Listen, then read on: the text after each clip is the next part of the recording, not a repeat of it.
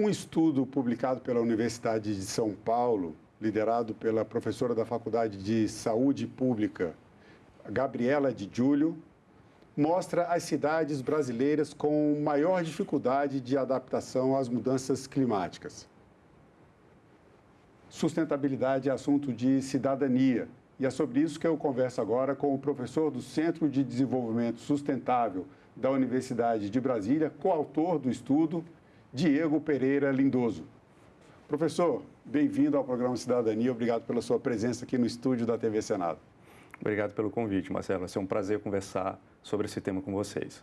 Então, esse estudo é bem interessante, ele traz um índice de adaptabilidade, um índice de adaptação das cidades, né, adaptação urbana às mudanças climáticas. Como é que esse índice é calculado e como ele foi aplicado aos 5.569 municípios do Brasil? Bom, Marcelo, esse índice, ele parte da premissa de que as cidades elas precisam ter capacidade adaptativa institucional. Ou seja, para promover a adaptação à mudança do clima, é necessário alguns elementos, né, políticos, como programas, ações, recursos financeiros, né, organizações dentro do Estado e fora do Estado para poder lidar e implementar essas ações de adaptação.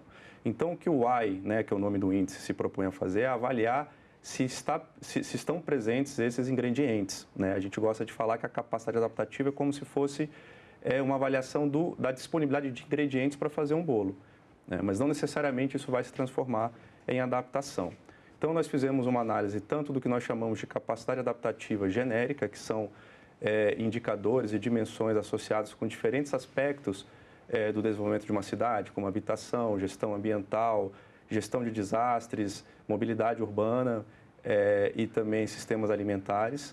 E a partir daí a gente avaliou quanto que as cidades brasileiras, né, os municípios brasileiros estão aptos, né, e reúnem essas condições para promover a adaptação. Mas é importante enfatizar que não necessariamente essa capacidade adaptativa se transforma em adaptação. Vou pegar aqui dois extremos dessa pesquisa, né, da matéria que foi publicada, inclusive, no jornal da USP.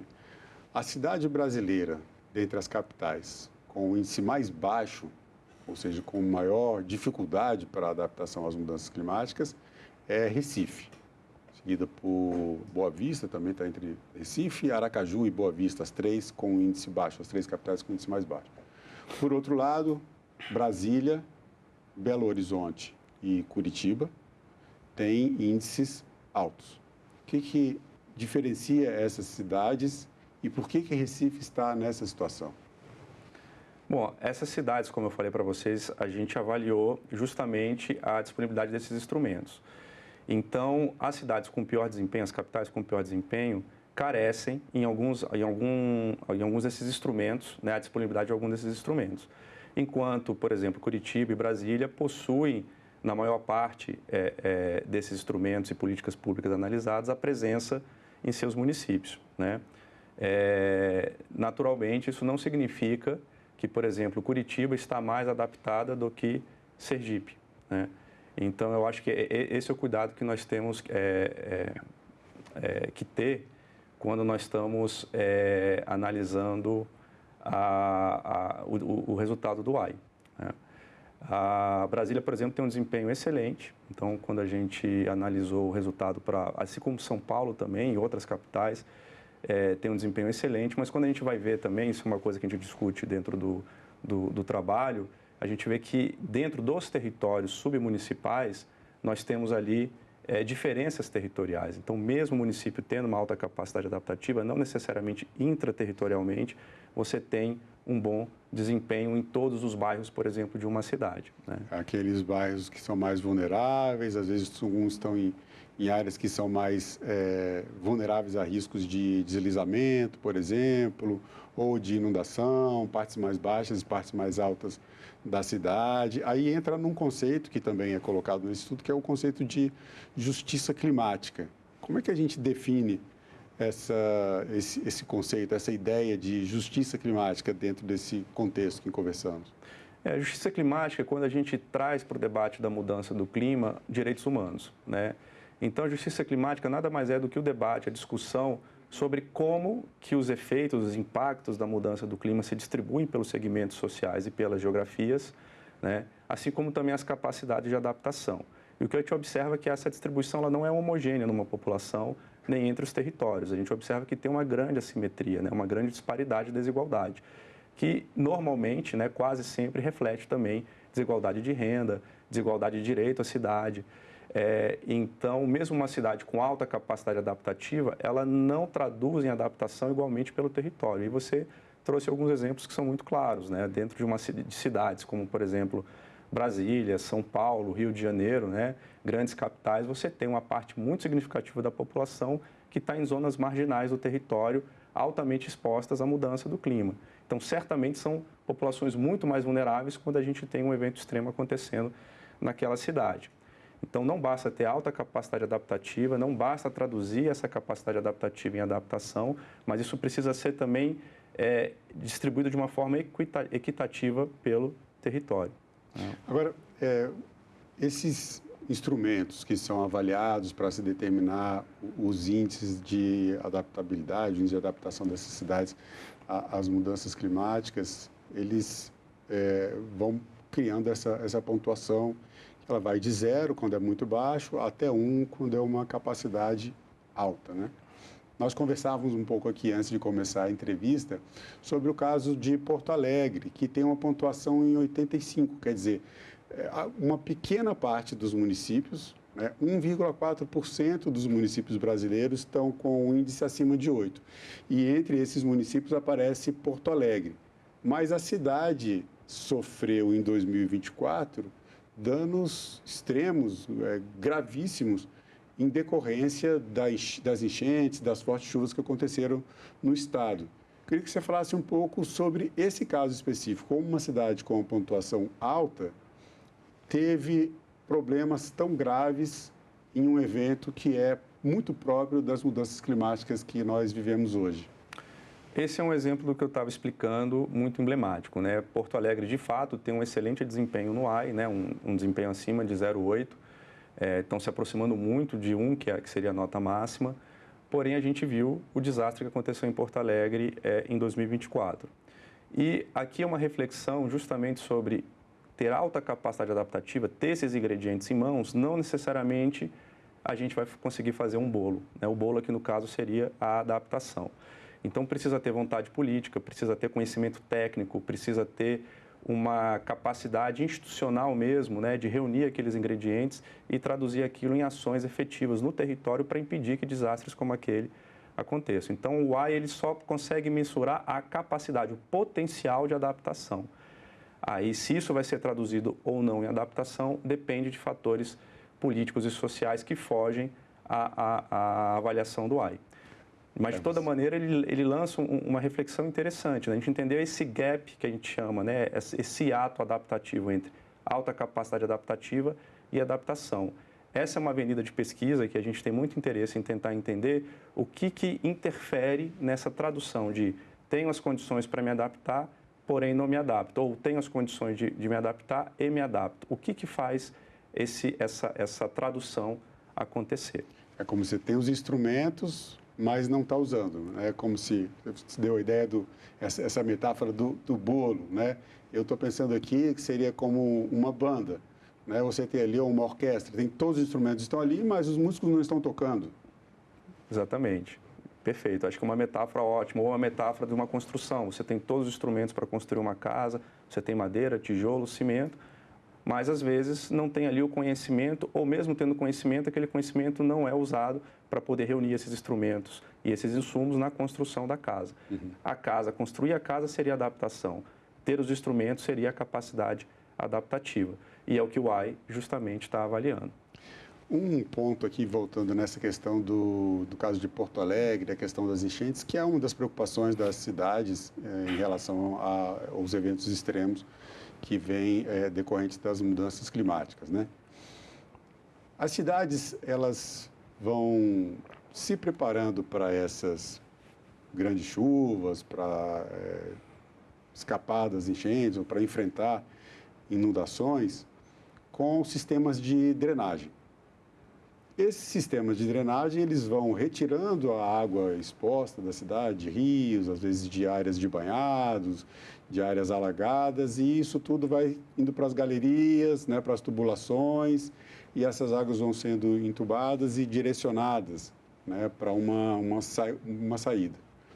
Por um lado, isso ajuda a drenar a água das áreas, principalmente das áreas impermeabilizadas, mas, por outro lado, está meio que tentando concentrar toda a água, né? Eu me lembro de me lembrei, pensando sobre isso, de uma frase do poeta Bertolt Brecht, que ele diz: das margens que comprimem os rios se dizem violentas, mas ninguém diz violentas, não, das águas, não, do rio que tudo leva, se diz que é violento, mas das margens que o comprimem, não se dizem violentas. Esse modelo de drenagem é uma luta contra a natureza. A gente está deixando de aproveitar as forças da natureza, como o caso de cidades esponjas, e usando um método que, na verdade, cria um outro problema? Essa é uma excelente pergunta e tem várias respostas possíveis, né? Eu acho que tem um primeiro desafio que é o seguinte: as cidades, as grandes cidades globais, e no Brasil não é diferente, elas foram construídas e se desenvolveram em um outro contexto, em um outro paradigma de cidade. Então, hoje nós enfrentamos problemas de paradigmas anteriores, né, de uma construção baseada na pavimentação, na impermeabilização do solo, que você solucionava construindo sistemas de drenagem convencionais e que têm uma efetividade, né, em dar conta desse excesso de água. Agora, uma primeira coisa a ser considerada é que essas cidades, muitas vezes, sistemas de drenagem, quando eles existem, porque isso também é outro problema, várias cidades brasileiras, você tem áreas da cidade onde esse serviço urbano não chegou, né? Então, ali você tem problemas seríssimos de alagamento, de inundações, etc. Mesmo onde chegou, esses sistemas eles foram pensados para dinâmicas climáticas que nós não vamos mais observar no futuro. São sistemas que são criados pensando em eventos extremos com um tempo de recorrência de 60 anos, que são extremos raros, mas que acontecem uma vez a cada 60 anos. Em teoria, o sistema de drenagem está preparado para chuvas de até essa intensidade. O que acontece com a mudança do clima é que aquilo que antes era um evento extremo, que acontecia uma vez a cada 60 anos, vai começar a acontecer cada vez com maior frequência. Então, os sistemas de drenagem urbano já não estão mais preparados, né, planejados no passado, para os cenários futuros de mudança do clima. Isso é um primeiro aspecto. Um segundo aspecto é que o modelo convencional tem essa lógica de pegar a água da onde ela cai e transportar rapidamente ela para algum outro ponto mais abaixo da bacia hidrográfica. Isso tem uma série de problemas, porque você concentra muita água em pouco tempo em determinados locais e acaba, eventualmente, tendo problemas de alagamento e de inundações dentro de ambientes urbanos. Especialmente cidades que, historicamente, foram cidades com uma grande área de drenagem, como é o caso de São Paulo, por exemplo. São Paulo tem vários rios que são subterrâneos, que foram soterrados, né? E aquilo, quando vem uma chuva extrema, aquilo reclama o seu espaço natural. Hoje você tem já um movimento, um novo paradigma que a gente chama das cidades resilientes, né? Cidades resilientes ao clima, e que começa a entrar com uma série de outras estratégias complementares, como soluções baseadas na natureza, que tentam utilizar ecossistemas dentro da cidade. E aqui é importante eu frisar isso: as cidades são ecossistemas também, ecossistemas antropizados que perderam muito das suas características naturais, mas são ecossistemas.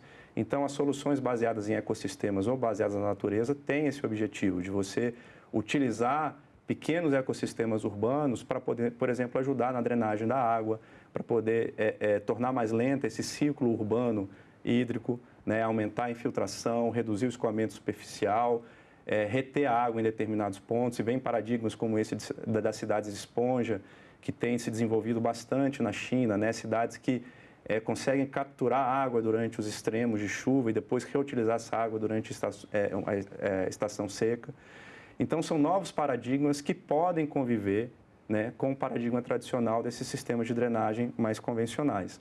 E nós precisamos caminhar nesse sentido. O desafio é que, às vezes, as cidades já estão tão hipermeabilizadas, e urbanizadas que você já não tem mais espaço para esses pequenos ecossistemas urbanos. Embora existam casos ao redor do globo onde tem um processo de renaturalização das cidades, né? Então, você pegar áreas que foram urbanizadas e transformá-las novamente em um ecossistema mais próximo do natural. Na Europa mesmo tem várias cidades onde as margens dos rios que cruzam as grandes cidades foram renaturalizadas e dessa maneira o rio volta a ter o seu ciclo natural anual, né, a sua respiração hídrica natural. As margens que comprimem os rios começam a ser respeitadas e isso é uma adaptação. Aí, isso reduz justamente o risco de alagamento e de inundações. E só para complementar essa ideia, você trouxe o caso de Porto Alegre. É importante a gente pensar Porto Alegre, porque a adaptação de Porto Alegre a eventos extremos não depende apenas de Porto Alegre, né? Porto Alegre está numa posição da bacia que drena água de várias outras partes do estado. Então, a adaptação de Porto Alegre também depende de ações e intervenções em outros municípios do estado do Rio Grande do Sul, que regionalmente a gente pode pensar numa estratégia adaptativa, né? Então, é super importante pensar local, pensar as cidades a partir das cidades, mas também entender, em casos de eventos extremos hidrológicos, né, como os excessos de chuva, pensar num planejamento, numa adaptação na escala de bacia hidrográfica. Mudando da parte de chuvas extremas, de alagamentos, para uma outra questão também que gera ansiedade climática, que gera preocupação, especialmente para as cidades. A questão do calor, das secas severas, que acaba se ligando também à ideia, especialmente às secas severas, à ideia de água. A gente está no outro extremo dessa situação. Nas cidades existe um conceito de ilhas de calor, que são pontos das cidades em que a temperatura é mais alta do que a temperatura média, e esse é um dos problemas justamente das cidades que são muito concentradas e muito impermeabilizadas, sem áreas verdes. E dentro de um conceito de mudança climática, a gente fala em ondas de calor. No final, nós estamos falando de mudanças globais de clima, e pensando em soluções locais. Aí eu queria que você falasse um pouco sobre isso. Como é que esses estudos vêm apontando soluções para que as cidades escapem, né? Ou como ser resiliente. Como as cidades serem resilientes à questão, por exemplo, das ondas de calor e resolver os seus problemas locais de ilhas de calor. Perfeito. Essa também é uma pergunta muito boa, porque primeiro a gente tem que entender que a mudança do clima como problema, como fenômeno, ele é global, de fato. Porém, as manifestações da mudança do clima em eventos extremos, ela sempre vai ter uma manifestação local, né? Então, a gente precisa conectar um problema que tem uma dinâmica global, mas que as suas manifestações elas vão se dar nas escalas locais, como, por exemplo, nas cidades, né? E aqui também tem um outro aspecto interessante da gente explorar, é que o risco climático ele não depende apenas da dinâmica do clima. Ela também tem uma dimensão do risco climático que é de construção social, que a gente chama na ciência de vulnerabilidade e exposição àquele evento extremo. Por exemplo, as cidades, você mencionou as ilhas de calor. As ilhas de calor são problemas estruturais das cidades, da maneira como as cidades foram construídas. Então, foram escolhas humanas, escolhas durante o processo de urbanização que criaram zonas da cidade onde as temperaturas são mais altas do que o seu entorno, né? Então, isso aí a gente tem controle como sociedade sobre a criação dessas ilhas de calor. Quando vem um evento extremo, no caso as ondas de calor, que são temperaturas geralmente numa escala regional acima do que é esperado para aquela época do ano, essas zonas de calor elas se somam dentro das cidades, aquelas zonas de ilhas de calor, criando contextos muito desconfortáveis termicamente, que podem eventualmente gerar problemas para a saúde humana. Tem várias doenças, né, inclusive excesso de mortalidade durante ondas de calor, que estão associadas justamente à passagem desse fenômeno pelas cidades. E aí a gente tem que pensar em como lidar com isso, né? O processo de urbanização desenfreado, que não pensa, por exemplo, na manutenção de zonas verdes dentro da cidade, que são fatores que acabam reduzindo, né, são áreas que reduzem as temperaturas locais, acaba acelerando ou intensificando esse problema. Então, uma solução, uma estratégia de adaptação para cidades, no que diz respeito às ondas de calor, e aqui é importante a gente destacar que isso é um fato, os dados, eu não estou falando do futuro, eu estou falando do passado. Já está muito bem mapeado aqui no Brasil como as ondas, os eventos de ondas de calor aumentaram significativamente nos últimos 60, 70 anos. Nós tínhamos em média, né, se a gente pegar aí entre 1960 e 1990, nós tínhamos em média 7 dias por ano no Brasil de temperaturas anômalas, né, que vamos chamar aqui de ondas de calor.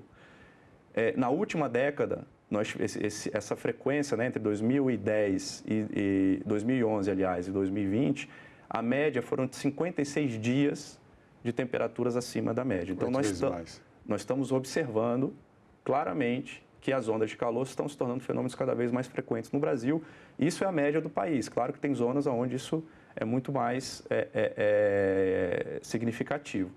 Então, onda de calor vai ser um problema para o futuro e acaba sendo também um problema invisível, porque a gente não associa, às vezes, um infarto ou algum problema cardiorrespiratório à onda de calor, né? Mas nós temos excesso de mortalidade durante a passagem dessas ondas de calor que não são associados a esses eventos e a gente precisa estar atentos a isso. Então, as cidades, elas precisam se preparar para isso, sim, porque essas ondas tendem a intensificar, esse número de dias vai aumentar nas próximas décadas, e a expansão de áreas verdes dentro das zonas urbanas é uma das estratégias mais interessantes quando a gente pensa em adaptação climática a ondas de calor, especialmente porque tem outros benefícios, né? São áreas de lazer, são áreas que atraem a biodiversidade.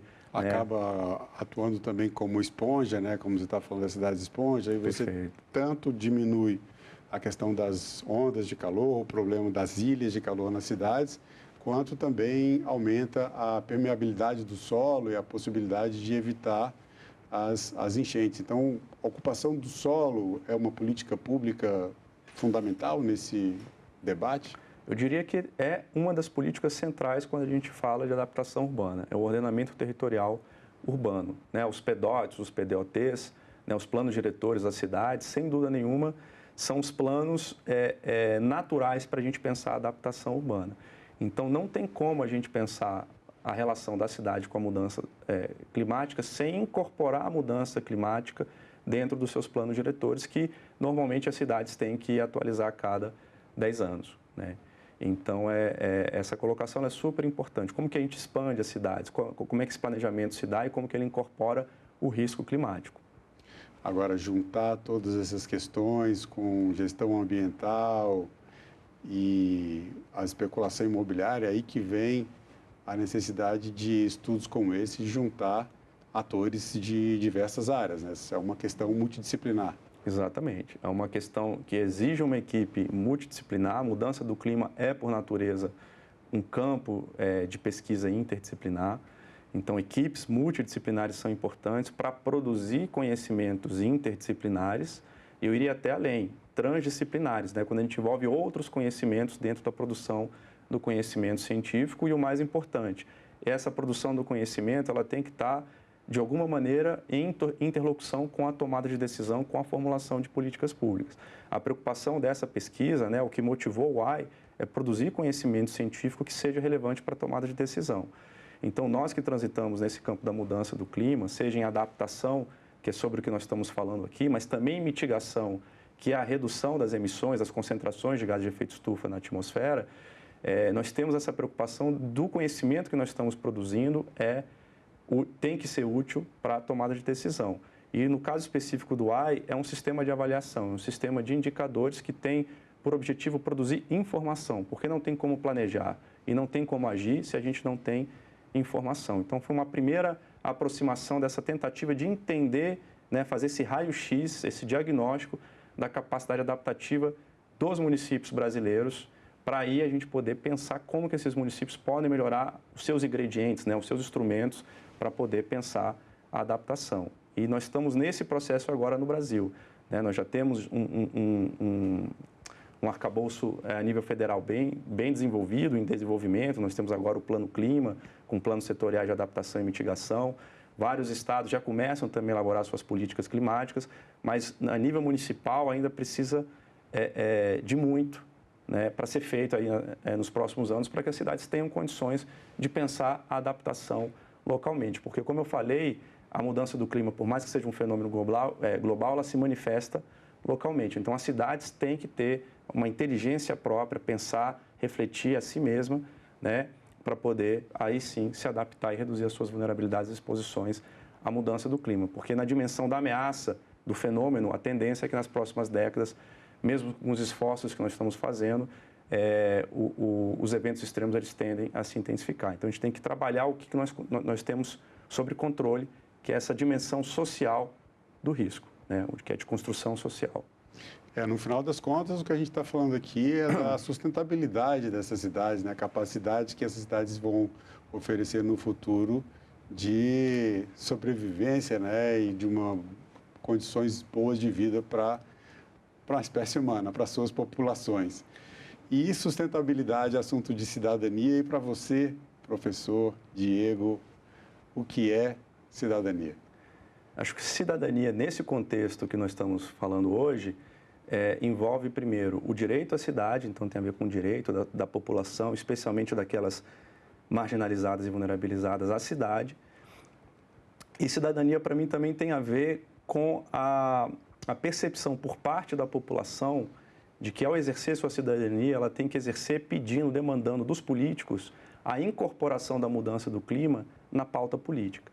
Então, eu acho que uma maneira da população exercer a sua cidadania nas próximas eleições, por exemplo, é exigir que todos os candidatos se manifestem, se posicionem, como que eles vão trazer a pauta do risco climático para suas propostas. E, no caso do nosso debate de hoje, para a proposta para as cidades. Então, não tem como a gente pensar em sustentabilidade das cidades para o futuro sem incorporar, integrar a mudança do clima no planejamento e na ação urbana. Então, acho que esse que é o desafio aí para as próximas décadas. Bom, professor, muito obrigado pela sua presença mais uma vez aqui no programa Cidadania. Eu que agradeço. Obrigado. E eu agradeço também a você que acompanha a programação da TV Senado. Assine o canal da TV Senado no YouTube, ative as notificações e acompanhe toda a produção do Poder Legislativo diretamente da fonte. A TV Senado, democracia é todo dia.